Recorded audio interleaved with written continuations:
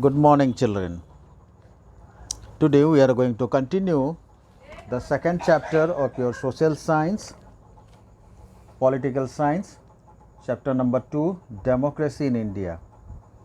We already covered up to allocation of symbols. Okay, हमने elections in India के बारे में पढ़ रहे थे. In the page number 105, look at the page in your book. The next point is called election manifesto, अर्थात घोषणा पत्र. These are the policies and promises of the candidates or parties to the voters which they commit to fulfill if they come to power. अब जो भी दल,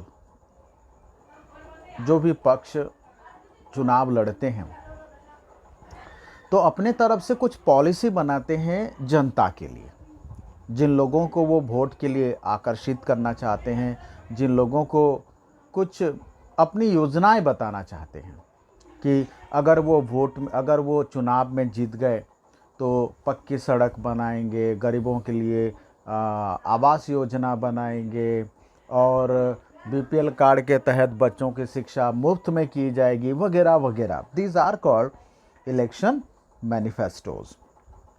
then campaign, अर्थात चुनाव प्रचार. अब इसके बाद ये लोग क्या करते हैं, कैंपेन करते हैं जगह जगह पर, जो भी इलाका उनका चुनाव क्षेत्र के तहत आता है. The campaign is the period when the political parties put forward their candidates and arguments with which they hope to influence the people to vote for their candidates and parties. अब जैसे कि पार्टीज़ होते हैं, जैसे कि BJP होता है, कांग्रेस होता है और अलग अलग पार्टीज़ होते हैं, पॉलिटिकल पार्टीज़ होते हैं. ये क्या करते हैं कि लोगों को प्रभावित करने की कोशिश करते हैं कि वो इस वजह से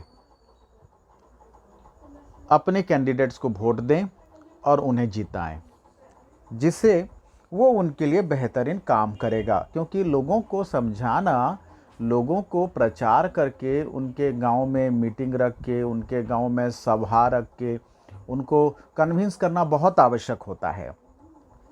the official campaign lasts at least 2 weeks from drawing up of the list of nominated candidates and officially ends 48 hours before polling actually starts. अब वोट मतदान शुरू होने के 48 घंटे पहले तक वो व्यक्ति अपने दल का प्रचार कर सकता है, अपने दल वाले उस व्यक्ति का प्रचार कर सकते हैं जिस व्यक्ति को उन्होंने एज ए कैंडिडेट अपने दल से खड़ा किया हो चुनाव लड़ने के लिए. Then electoral roll. Electoral roll मतलब होता है मतदाता सूची, अर्थात वोट कौन कौन दे पाएंगे, इसकी एक लिस्ट निकलती है. The electoral roll is a list of all people in the constituency who are registered to vote in Indian election. अब जैसे कि मतदाता सूची एक बनता है जिससे कौन व्यक्ति कौन से चुनावी क्षेत्र से वोट देने वाला है, आप कौन से चुनावी क्षेत्र के तहत आते हैं और आपका नाम कहाँ दर्ज है और आप कहाँ से वोट दे सकते हो. Only those people with their names of the electoral roll are allowed to vote. The electoral roll is normally revised every year to add the names of those who are to turn 18 on the 1st January of that year or have moved into a new constituency and remove the names of those who have died or moved out of a constituency. अब जैसे कि जो भी चुनावी क्षेत्र होता है उनमें क्या होता है कि कुछ लोगों को मौत भी हो जाती है, तो जो लोग शांत हो चुके हैं, जिन लोगों की मौत हो चुकी है, उन लोगों का नाम, उन लोगों के बारे में पूरी तरह से सर्वे करके सरकार की तरफ से सर्वे किया जाता है और सर्वे करके उन लोगों के नाम को हटाया जाता है. और जो लोग जनवरी तक 18 साल के ऊपर हो गए हैं, 18 साल के हो गए हैं, उन लोगों का नाम को एनरोल किया जाता है और उनको एक तरह के का आईडी दिया जाता है जिसको कहा जाता है वोटर आईडी. अगर वोटर आईडी के बारे में कहूँ, this is here the mention a photo here that this is called voter ID. आप लोगों के घर पे होगा, देखा होगा, पापा के, मम्मी के, भैया के, भाभी के, इनके वोटर आईडी बनते हैं. Clear? Then polling. The next one is called polling. Polling मतलब होता है मतदान. Polling is normally held on a number of different days in different constituencies. अब जैसे कि मतदान देना है, जाकर लोगों को वोट डालना है, तो हर चुनावी क्षेत्र के हिसाब से अलग अलग डेट चुना जाता है वहाँ पर मतदान देने के लिए. To enable the security forces and those monitoring the elections to keep law and order and ensure that voting during the election is fair. अब इस मतदान के दौरान लोगों के ऊपर पूरी तरह से बहुत सारे नियम कानून लागू किए जाते हैं. सिक्योरिटी फोर्स लगाया जाता है कि कोई भी बिना पक्षपात के, बिना गड़बड़ी के जैसे मतदान का काम पूरी हो.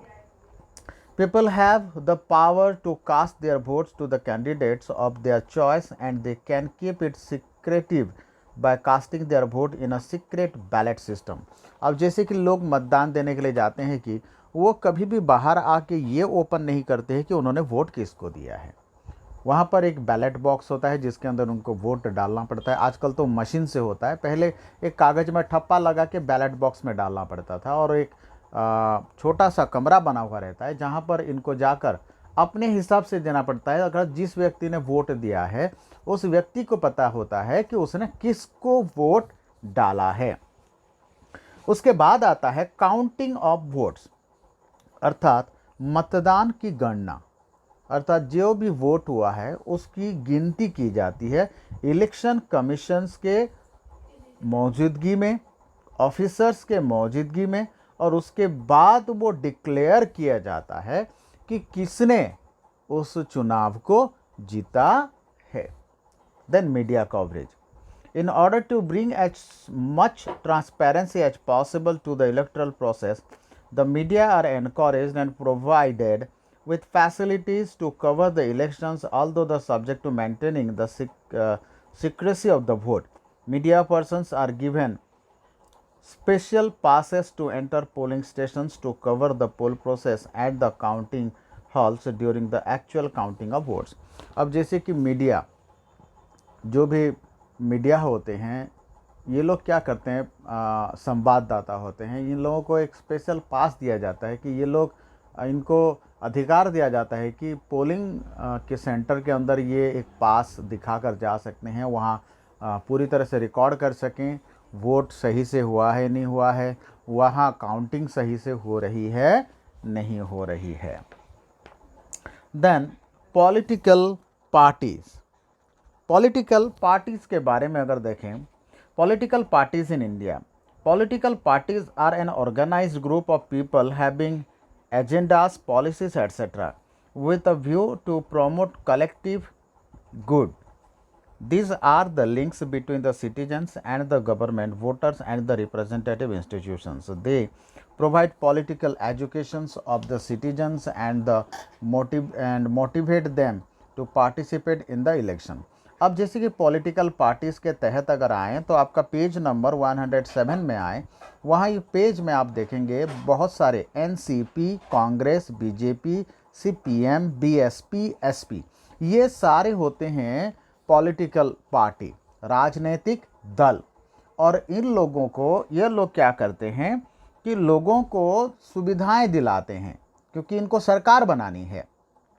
सो they play a very significant role in India. There are two types of political parties, national parties and the regional parties. अब दो प्रकार के पार्टीज होते हैं यहाँ पर, एक तो नेशनल जो पूरा राष्ट्रीय है और एक रीजनल आपको जो क्षेत्रीय है. As compared to the democratic countries, India has a large number of political parties. It has been estimated that over 200 parties were formed after India become independent in 1947. अब जैसे कि भारत में अगर राजनीतिक दल के बारे में बात करें तो यहाँ पर करीबन 200 पार्टीज़ होते हैं भारत पूरी तरह से आज़ाद होने के बाद. One feature of the political parties in India is that the parties are generally woven around their leaders, with the leaders actively playing a dominant role. The role of leaderships can, however, be transferred and at times tend to dynasty rule. As a result of such a dominance, the leaders of political parties of the countries tend to take an autocratic tone. One their major features. Then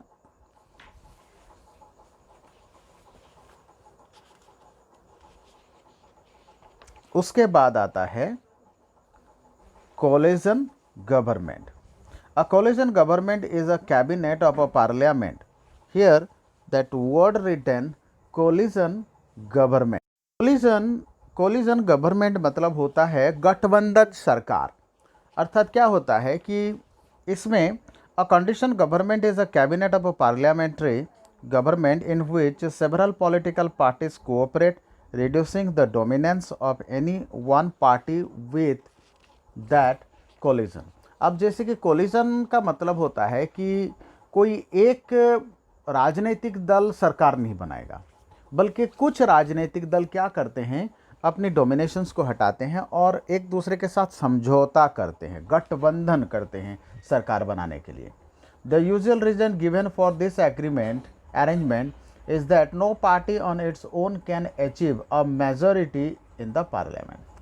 At the national level, India's first ever coalition government was formed under the Prime Minister of Morarji Desai, which existed from 24th March 1977 to 15 July 1979, headed by the Janata Party.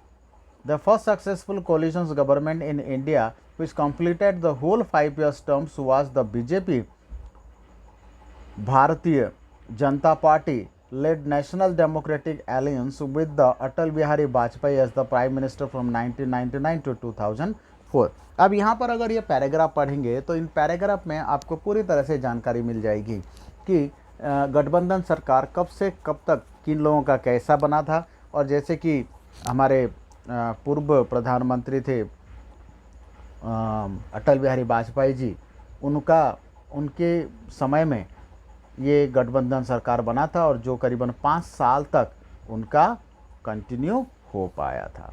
So this is the chapter called democracy in India. So today you people will get the question answer also. So have a great day guys.